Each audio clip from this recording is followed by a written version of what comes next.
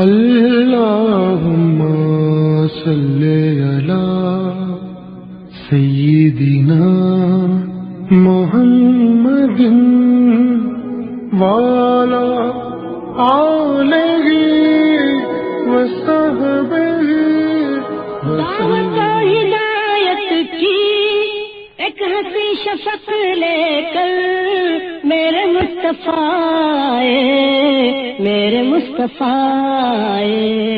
کفر کے اندھیروں میں نور کا طبق لے کر میرے مصطفیٰ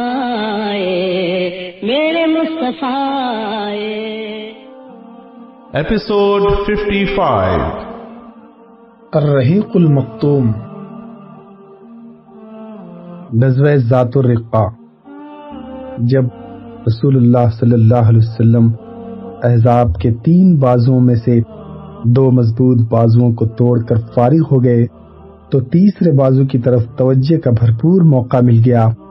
تیسرا بازو وہ بدو تھے جو نجد کے صحرا میں قیمہ زن تھے اور رہ رہ کر لوٹ مار کی کاروائیاں کرتے رہتے۔ چونکہ یہ بدو کسی آبادی یا شہر کے باشندے نہ تھے اور ان کا قیام مکانات اور قلعوں کے اندر نہ تھا، اس لیے اہل مکہ اور باشندگان خیبر کی بنسبت ان پر پوری طرح قابو پا لینا اور ان کے شر و فساد کی آگ مکمل طور پر بجھا دینا سخت دشوار تھا۔ لہذا ان کے حق میں صرف خوف زدہ کرنے والی تادیبی کاروائیاں ہی مفید ہو سکتی تھیں۔ چنانچہ ان بدوؤں پر رعب اور دبدبہ قائم کرنے کی غرض سے اور بقول دیگر مدینہ کے اطراف میں چھاپا مارنے کے ارادے سے جمع ہونے والے بدوؤں کو پراگندہ کرنے کی غرض سے نبی صلی اللہ علیہ وسلم نے ایک تادیبی حملہ فرمایا جو غزوہ ذات الرقاع کے نام سے معروف ہے۔ عام اہل مغازی نے اس غزوے کا تذکرہ 4 ہجری میں کیا ہے، لیکن امام بخاری نے اس کا زمانے وقوع 7 ہجری میں بتایا ہے، اور چونکہ اس غزوے میں حضرت ابو موسیٰ اشعری اور حضرت ابو ہریرہ نے شرکت کی تھی، لہذا یہ اس بات کی دلیل ہے کہ یہ غزوہ خیبر کے بعد پیش آیا۔ مہینہ غالباً ربیع الاول کا تھا، کیونکہ حضرت ابو ہریرہ رضی اللہ عنہ اس وقت مدینہ پہنچ کر حلقہ بگوش اسلام ہوئے تھے جب رسول اللہ صلی اللہ علیہ وسلم خیبر کے لیے مدینہ سے جا چکے تھے۔ پھر حضرت ابو ہریرہ رضی اللہ عنہ مسلمان ہو کر سیدھے خدمت نبوی میں خیبر پہنچے، اور جب پہنچے تو خیبر فتح ہو چکا تھا۔ اسی طرح حضرت ابو موسیٰ اشعری حبش سے اس وقت خدمت نبوی میں پہنچے جب خیبر فتح ہو چکا تھا، لہذا غزوہ ذات الرقاع میں ان دونوں صحابہ کی شرکت اس بات کی دلیل ہے کہ یہ غزوہ خیبر کے بعد ہی کسی وقت پیش آیا تھا۔ اہل سیر نے اس غزوے کے متعلق جو کچھ ذکر کیا ہے اس کا خلاصہ یہ ہے کہ نبی صلی اللہ علیہ وسلم نے قبیلہ انماریہ بنو غطفان کی 2 شاخوں بنی ثعلبہ اور بنی محارب کے اجتماع کی خبر سن کر مدینے کا انتظام حضرت ابو ذر یا حضرت عثمان بن عفان کے حوالے کیا اور جھٹ 400 یا 700 صحابہ کرام کی میت میں بلاد نجد کا رخ کیا۔ پھر مدینہ سے 2 دن کے فاصلے پر مقام نقل پہنچ کر بنو غطفان کی ایک جمعیت سے سامنا ہوا، لیکن جنگ نہ ہوئی۔ البتہ آپ نے اس موقع پر صلاۃ الخوف حالت جنگ والی نماز پڑھائی۔ بخاری کی ایک روایت میں ہے کہ نماز کی اقامت کہی گئی اور آپ نے گروہ کو 2 رکعت نماز پڑھائی، پھر وہ پیچھے چلی گئی اور آپ نے دوسرے گروہ کو 2 رکعت نماز پڑھائی۔ یوں رسول اللہ صلی اللہ علیہ وسلم کی 4 رکعتیں ہوئی اور قوم کی 2 رکعتیں۔ صحیح بخاری میں حضرت ابو موسیٰ اشعری سے مروی ہے کہ ہم لوگ رسول اللہ صلی اللہ علیہ وسلم کے ہمراہ نکلے۔ ہم 6 آدمی تھے اور ایک ہی اونٹ تھا جس پر باری باری سوار ہوتے۔ اس سے ہمارے قدم چھنی ہو گئے، میرے بھی دونوں پاؤں زخمی ہو گئے اور ناخن جھڑ گیا، چنانچہ ہم لوگ اپنے پاؤں پر چیتڑے لپیٹے رہتے، اسی لیے اس کا نام ذات الرقاع پڑ گیا، کیونکہ ہم نے اس غزوے میں اپنے پاؤں پر چیتڑے اور پٹیاں باندھ اور لپیٹ رکھی تھیں۔ اور صحیح بخاری ہی میں حضرت جابر رضی اللہ عنہ سے روایت ہے کہ ہم لوگ ذات الرقہ میں نبی صلی اللہ علیہ وسلم کے ہمراہ تھے۔ دستور یہ تھا کہ جب ہم کسی سایہ دار درخت پر پہنچتے تو اسے نبی صلی اللہ علیہ وسلم کے لیے چھوڑ دیتے۔ ایک بار نبی صلی اللہ علیہ وسلم نے پڑاؤ ڈالا اور لوگ درخت کا سایہ حاصل کرنے کے لیے ادھر ادھر کانٹے دار درختوں کے درمیان بکھر گئے۔ رسول اللہ صلی اللہ علیہ وسلم بھی ایک درخت کے نیچے اترے اور اسی درخت سے تلوار لٹکا کر سو گئے۔ حضرت جابر رضی اللہ عنہ فرماتے ہیں کہ ہمیں بس ایک نیند آئی تھی کہ اتنے میں ایک مشرک نے آ کر رسول اللہ صلی اللہ علیہ وسلم کی تلوار سونت لی اور بولا، تم مجھ سے ڈرتے ہو؟ آپ صلی اللہ علیہ وسلم نے فرمایا، نہیں۔ اس نے کہا، تب تمہیں مجھ سے کون بچائے گا؟ آپ نے فرمایا، اللہ۔ حضرت جابر رضی اللہ عنہ کہتے ہیں کہ ہمیں اچانک رسول اللہ صلی اللہ علیہ وسلم پکار رہے تھے۔ ہم پہنچے تو دیکھا کہ ایک اعرابی آپ کے پاس بیٹھا ہے۔ آپ نے فرمایا، میں سویا تھا، اس نے میری تلوار سونت لی۔ اتنے میں جاگ گیا اور سونتی ہوئی تلوار اس کے ہاتھ میں تھی۔ اس نے مجھ سے کہا، تمہیں مجھ سے کون بچائے گا؟ میں نے کہا، اللہ۔ تو اب یہ وہی شخص بیٹھا ہوا ہے۔ پھر رسول اللہ صلی اللہ علیہ وسلم نے اسے عطاب نہ کیا۔ ابو عوانہ کی روایت میں اتنی تفصیل اور ہے کہ جب آپ صلی اللہ علیہ وسلم نے اس کے سوال کے جواب میں اللہ کہا تو تلوار اس کے ہاتھ سے گر پڑی۔ پھر وہ تلوار رسول اللہ صلی اللہ علیہ وسلم نے اٹھا لی اور فرمایا، اب تمہیں مجھ سے کون بچائے گا؟ اس نے کہا، آپ اچھے پکڑنے والے ہوئے، یعنی احسان کیجیے۔ آپ نے فرمایا، تم شہادت دیتے ہو کہ اللہ کے سوا کوئی معبود نہیں اور میں اللہ کا رسول ہوں۔ اس نے کہا، میں آپ سے عہد کرتا ہوں کہ آپ سے لڑائی نہیں کروں گا اور نہ آپ سے لڑائی کرنے والوں کا ساتھ دوں گا۔ حضرت جابر کا بیان ہے کہ اس کے بعد آپ صلی اللہ علیہ وسلم نے اس کی راہ چھوڑ دی اور اس نے اپنی قوم میں جا کر کہا، میں تمہارے یہاں سب سے اچھے انسان کے پاس سے آ رہا ہوں۔ صحیح بخاری کی روایت میں ابو عوانہ سے اور انہوں نے ابو بشر سے روایت کیا ہے، بتایا گیا ہے کہ اس آدمی کا نام غورس بن حارث تھا۔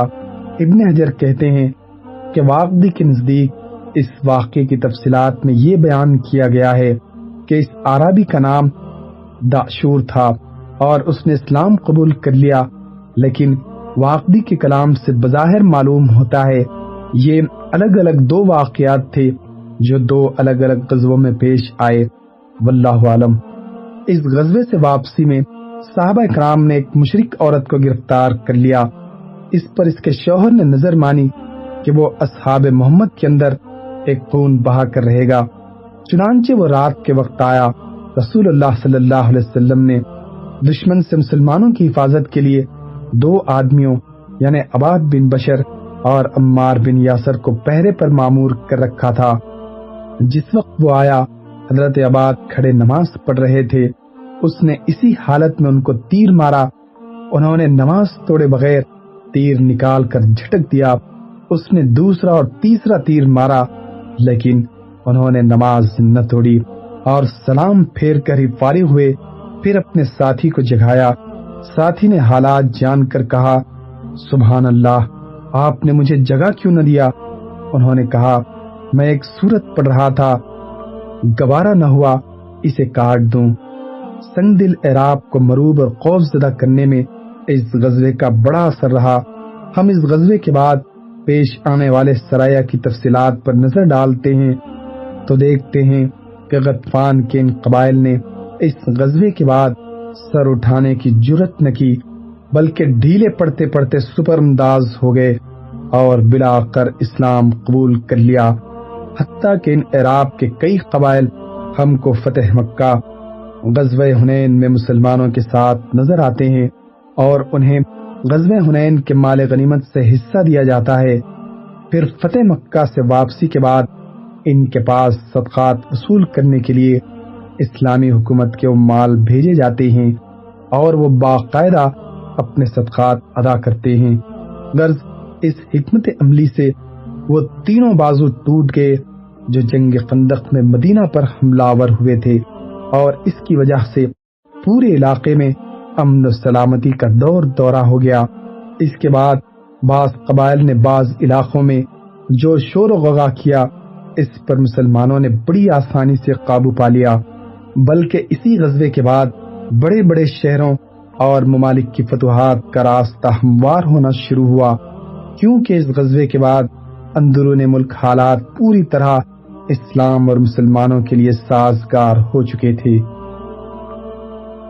7 ہجری کے چند سرایہ۔ اس غزوے سے واپس آ کر رسول اللہ صلی اللہ علیہ وسلم نے شوال 7 ہجری تک مدینے میں قیام فرمایا اور اس دوران متعدد سرایہ روانہ کیے۔ بعض کی تفصیل یہ ہے: نمبر 1، سریہ قدید، سفر یا ربیع الاول 7 ہجری۔ یہ سریہ غالب بن عبداللہ لیثی کی کمان میں قدید کی جانب قبیلے بنی ملوح کی تعذیب کے لیے روانہ کیا گیا۔ وجہ یہ تھی کہ بنو ملوح نے بشر بن سوید کے رفقا کو قتل کر دیا تھا، اور اسی کے انتقام کے لیے اس سریے کی روانگی عمل میں آئی۔ اس سریے نے رات میں چھاپا مار کر بہت سے افراد کو قتل کر دیا اور ڈھور ڈنگر ہانک لائے۔ پیچھے سے دشمن نے ایک بڑے لشکر کے ساتھ تعاقب کیا، لیکن جب مسلمانوں کے قریب پہنچے تو بارش ہونے لگی اور ایک زبردست سیلاب آ گیا جو فریقین کے درمیان حائل ہو گیا۔ اس طرح مسلمانوں نے بقیہ راستہ بھی سلامتی کے ساتھ طے کر لیا۔ نمبر 2، سریہ حسمی، جمادی الاخر 7 ہجری۔ اس کا ذکر شاہان عالم کے نام خطوط کے بعد گزر چکا ہے۔ نمبر 3، سریہ تربہ، یہ سریہ حضرت عمر بن خطاب کی قیادت میں روانہ کیا گیا۔ ان کے ساتھ 30 آدمی تھے جو رات میں سفر کرتے اور دن میں روپوش رہتے، لیکن بنو حوازن کو پتہ چل گیا اور وہ نکل بھاگے۔ حضرت عمر رضی اللہ عنہ ان کے علاقے میں پہنچے تو کوئی بھی نہ ملا اور وہ مدینہ پلٹ آئے۔ نمبر 4، سریہ اطراف فدق، شعبان 7 ہجری۔ یہ سریہ حضرت بشیر بن سعد انصاری کی قیادت میں 30 آدمیوں کے ہمراہ بنو مرہ کی تعذیب کے لیے روانہ کیا گیا۔ حضرت بشیر نے ان کے علاقے میں پہنچ کر بھیڑ بکریاں اور چوپائے ہانک لائے اور واپس ہو گئے۔ رات میں دشمن نے آ لیا، مسلمانوں نے جم کر تیر اندازی کی، لیکن بلا کر بشیر اور ان کے رفقا کے تیر ختم ہو گئے اور ان کا ہاتھ خالی ہو گیا، اور اس کے نتیجے میں سب کے سب قتل کر دیے گئے، صرف بشیر زندہ بچے۔ انہیں زخمی حالت میں اٹھا کر فدق لایا گیا اور وہ یہود کے پاس مقیم رہے یہاں تک کہ ان کے زخم مندمل ہو گئے۔ اس کے بعد وہ مدینہ آئے۔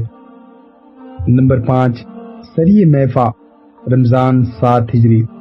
یہ سریہ حضرت غالب بن عبداللہ لیثی کی قیادت میں بنو اوال اور بنو عبد بن سالبہ کی تعذیب کے لیے، اور کہا جاتا ہے کہ قبیلے جوہینہ کی شاخ حرقات کی تعذیب کے لیے روانہ کیا گیا۔ مسلمانوں کی تعداد 130 تھی۔ انہوں نے دشمن پر ایک جائی حملہ کیا اور جس نے بھی سر اٹھایا اسے قتل کر دیا، پھر چوپائے اور بھیڑ بکریاں ہانک لائے۔ اسی سریے میں حضرت اسامہ بن زید نے نہیک بن مرداس کو لا الہ الا اللہ کہنے کے باوجود قتل کر دیا تھا، اور اس پر نبی صلی اللہ علیہ وسلم نے بطور عطاب فرمایا تھا کہ تم نے اس کا دل چیر کر کیوں نہ معلوم کر لیا کہ وہ سچا تھا یا جھوٹا۔ نمبر 6، سریہ خیبر، شوال 7 ہجری۔ یہ سریہ 30 سواروں پر مشتمل تھا اور حضرت عبداللہ بن رواحہ کی قیادت میں بھیجا گیا۔ وجہ یہ تھی کہ اسیر یا بشیر بن زرام بنو غطفان کو مسلمانوں پر چڑھائی کرنے کے لیے جمع کر رہا تھا۔ مسلمانوں نے اسیر کو یہ امید دلا کر کہ رسول اللہ صلی اللہ علیہ وسلم اسے خیبر کا گورنر بنا دیں گے، اس کے 30 رفقا سمیت اپنے ساتھ چلنے پر آمادہ کر لیا، لیکن قرقرہ نیار پہنچ کر فریقین میں بدگمانی پیدا ہو گئی، جس کے نتیجے میں اسیر اور اس کے 30 ساتھیوں کو جان سے ہاتھ دھونے پڑے۔ نمبر 7، سریہ یمن و جبار، شوال 7 ہجری۔ یہ بنو غطفان اور کہا جاتا ہے کہ بنو فزارہ اور بنو ازرا کے علاقے کا نام ہے۔ یہاں حضرت بشیر بن کعب انصاری کو 300 مسلمانوں کی میت میں روانہ کیا گیا۔ مقصود ایک بڑی جمعیت کو پراگندہ کرنا تھا جو مدینہ پر حملہ آور ہونے کے لیے جمع ہو رہی تھی۔ مسلمان راتوں رات سفر کرتے اور دن میں چھپے رہتے۔ جب دشمن کو حضرت بشیر کی آمد کی خبر ہوئی تو وہ بھاگ کھڑا ہوا۔ حضرت بشیر نے بہت سے جانوروں پر قبضہ کیا، 2 آدمی بھی قید کیے، اور جب ان دونوں کو لے کر خدمت نبوی میں مدینہ پہنچے تو دونوں نے اسلام قبول کر لیا۔ نمبر 8، سریہ قابہ۔ اسے امام ابن قیم نے عمرہ قضاء سے قبل 7 ہجری کے سرایہ میں شمار کیا ہے۔ اس کا خلاصہ یہ ہے کہ قبیلہ جشم بن معاویہ کا ایک شخص بہت سے لوگوں کو ساتھ لے کر قابہ آیا۔ وہ چاہتا تھا کہ بنو قیس کو مسلمانوں سے لڑنے کے لیے جمع کرے۔ نبی صلی اللہ علیہ وسلم نے حضرت ابو حضرت کو صرف 2 آدمیوں کے ہمراہ روانہ فرمایا کہ اس کی قبر اور اس کا پتہ لے کر آئے۔ وہ سورج ڈوبنے کے وقت ان لوگوں کے پاس پہنچے۔ ابو حضرت ایک جانب چھپ گئے اور ان کے دونوں ساتھی دوسری جانب چھپ گئے۔ ان لوگوں کے چرواہے نے دیر کر دی، یہاں تک کہ شام کی سیاہی جاتی رہی۔ چنانچہ ان کا رئیس تنہا اٹھا۔ جب ابو حضرت کے پاس سے گزرا تو انہیں تیر مارا جو دل پر جا کر بیٹھ گیا، اور وہ کچھ بولے بغیر جا گرا۔ ابو حضرت نے سر کاٹا اور تکبیر کہتے ہوئے لشکر کی جانب دوڑ لگائی۔ ان کے دونوں ساتھیوں نے بھی تکبیر کہتے ہوئے دوڑ لگائی۔ دشمن بھاگ کھڑا ہوا اور یہ تینوں حضرات بہت سے اونٹ اور بکریاں ہانک لائے۔ عمرہ قضاء۔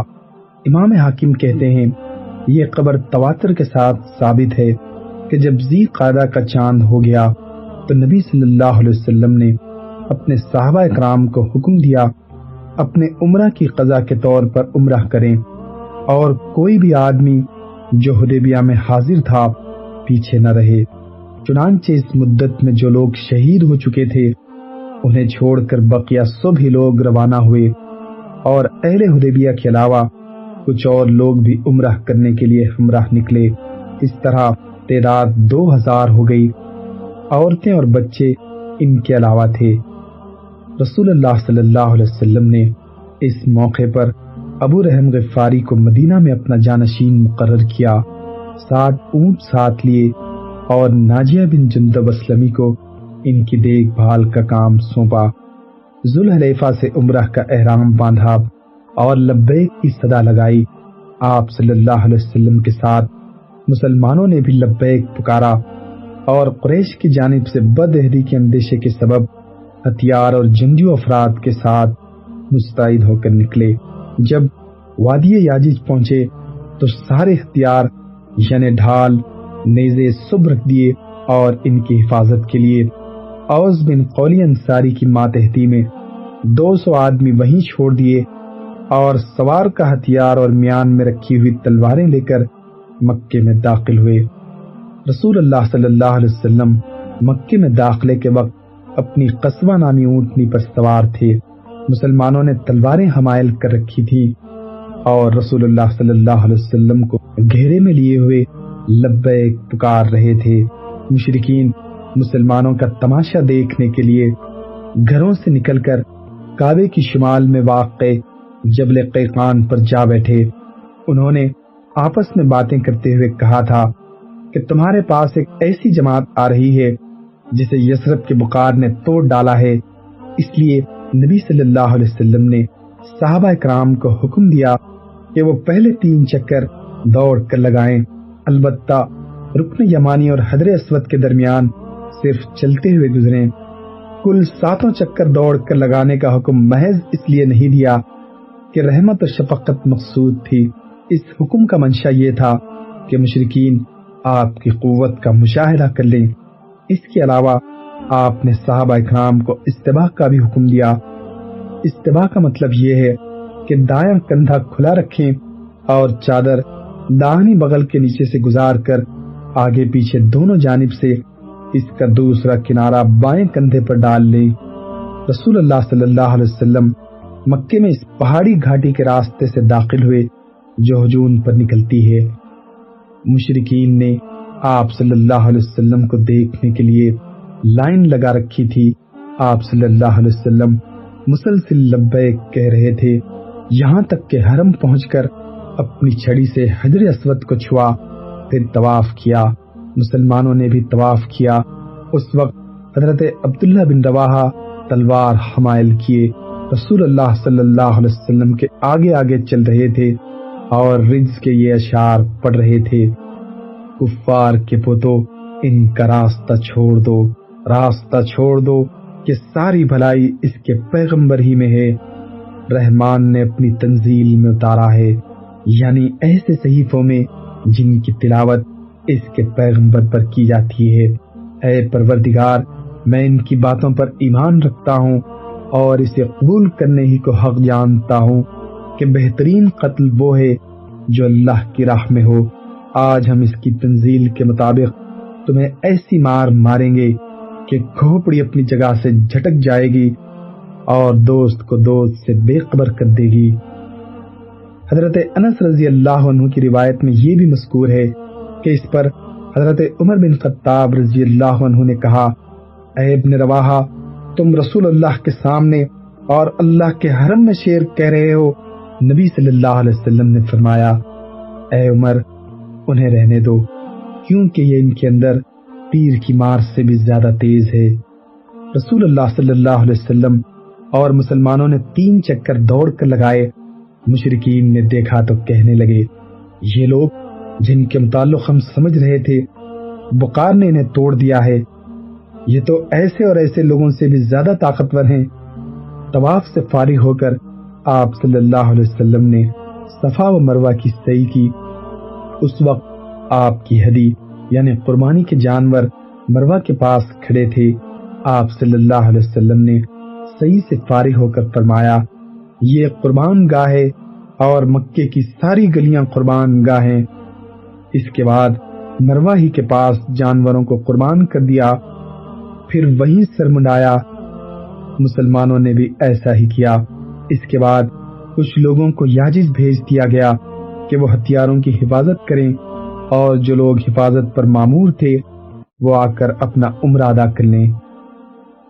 رسول اللہ صلی اللہ علیہ وسلم نے مکے میں 3 روز قیام فرمایا۔ چوتھے دن صبح ہوئی تو مشرکین نے حضرت علی کے پاس آ کر کہا، اپنے صاحب سے کہو کہ ہمارے یہاں سے روانہ ہو جائیں، کیونکہ مدت گزر چکی ہے۔ اس کے بعد رسول اللہ صلی اللہ علیہ وسلم مکے سے نکل آئے اور مقام صرف میں اتر کر قیام فرمایا۔ مکہ سے آپ کی روانگی کے وقت پیچھے پیچھے حضرت حمزہ کی صاحبزادی بھی چچا چچا پکارتے ہوئے آ گئیں۔ انہیں حضرت علی نے لے لیا۔ اس کے بعد حضرت علی، حضرت جعفر اور حضرت زید کے درمیان ان کے متعلق اختلاف اٹھ کھڑا ہوا۔ ہر ایک مدعی تھا وہی ان کی پرورش کا زیادہ حقدار ہے۔ نبی صلی اللہ علیہ وسلم نے حضرت جعفر کے حق میں فیصلہ کیا، کیونکہ اس بچی کی خالہ انہی کی زوجیت میں تھی۔ اسی عمرہ میں نبی صلی اللہ علیہ وسلم نے حضرت میمونہ بنت حارث عامریہ سے شادی کی۔ اس مقصد کے لیے رسول اللہ صلی اللہ علیہ وسلم نے مکہ پہنچنے سے پہلے حضرت جعفر بن ابی طالب کو اپنے آگے حضرت میمونہ کے پاس بھیج دیا، اور انہوں نے اپنا معاملہ حضرت عباس کو سونپ دیا، کیونکہ حضرت میمونہ کی بہن حضرت ام الفضل انہی کی زوجیت میں تھی۔ حضرت عباس نے حضرت میمونہ کی شادی نبی صلی اللہ علیہ وسلم سے کر دی۔ پھر آپ صلی اللہ علیہ وسلم نے مکے سے واپسی کے وقت حضرت ابو رافع کو پیچھے چھوڑ دیا کہ وہ حضرت میمونہ کو سوار کر کے آپ کی خدمت میں لے آئیں۔ چنانچہ آپ صرف پہنچے تو آپ کی خدمت میں پہنچا دی گئی۔ اس عمرہ کا نام عمرہ قضا یا تو اس لیے پڑا کہ یہ عمرہ حدیبیہ کی قضا کے طور پر تھا، یا اس لیے کہ یہ حدیبیہ میں طے کردہ صلح کے مطابق کیا گیا تھا، اور اس طرح مصالحت کو عربی میں قضا اور مقادہ کہتے ہیں۔ اس دوسری وجہ کو محققین نے راجح قرار دیا ہے۔ نیز اس عمرہ کو 4 نام سے یاد کیا جاتا ہے: عمرہ قضا، عمرہ قضیہ، عمرہ قصاص اور عمرہ صلح۔ نمبر 1، سریہ ابو العوجہ، ذی الحجہ 7 ہجری۔ رسول اللہ صلی اللہ علیہ وسلم نے 50 آدمیوں کو حضرت ابو العوجہ کی سرکردگی میں بنو سلیم کو اسلام کی دعوت دینے کے لیے روانہ کیا، لیکن جب بنو سلیم کو اسلام کی دعوت دی گئی تو انہوں نے جواب میں کہا کہ تم جس بات کی دعوت دیتے ہو ہمیں اس کی کوئی ضرورت نہیں۔ پھر انہوں نے سخت لڑائی کی جس میں ابو العوجہ زخمی ہو گئے، تاہم مسلمانوں نے دشمن کے 2 آدمی قید کیے۔ نمبر 2، سریہ غالب بن عبداللہ، صفر 8 ہجری۔ انہیں 200 آدمیوں کے ہمراہ فدق کے اطراف میں حضرت بشیر بن سعد کی رفقا کی شہادت گاہ میں بھیجا گیا۔ ان لوگوں نے دشمن کے جانوروں پر قبضہ کر لیا اور ان کے متعدد افراد قتل کیے۔ نمبر 3، سریہ ذات الطلحہ، ربیع الاول 8 ہجری۔ اس سریے کی تفصیل یہ ہے کہ بنو قضا نے مسلمانوں پر حملہ کرنے کے لیے بڑی جمعیت فراہم کر رکھی تھی۔ رسول اللہ صلی اللہ علیہ وسلم کو علم ہوا تو آپ نے کعب بن عمیر کی سرکردگی میں صرف 15 صحابہ کرام کو ان کی جانب روانہ فرمایا۔ صحابہ کرام نے سامنا ہونے پر انہیں اسلام کی دعوت دی، مگر انہوں نے اسلام قبول کرنے کے بجائے صحابہ کو تیروں سے چھنی کر کے سب کو شہید کر ڈالا۔ صرف ایک آدمی زندہ بچا جو مقتولین کے درمیان سے اٹھا لیا گیا۔ نمبر 4، سریہ ذات العرق، ربیع الاول 8 ہجری۔ اس کا واقعہ یہ ہے کہ بنو حوازن نے بار بار دشمنوں کو کمک پہنچائی، اس لیے 25 آدمیوں کی کمان دے کر حضرت شجاع بن وہب اسدی کو ان کی جانب روانہ کیا گیا۔ یہ لوگ دشمن کے جانور ہانک لائے، لیکن جنگ اور چھیڑ چھاڑ کی نوبت نہیں آئی۔ اللہم صلی علی محمد وعلی آلہ وصحبہ وسلم۔ اللہ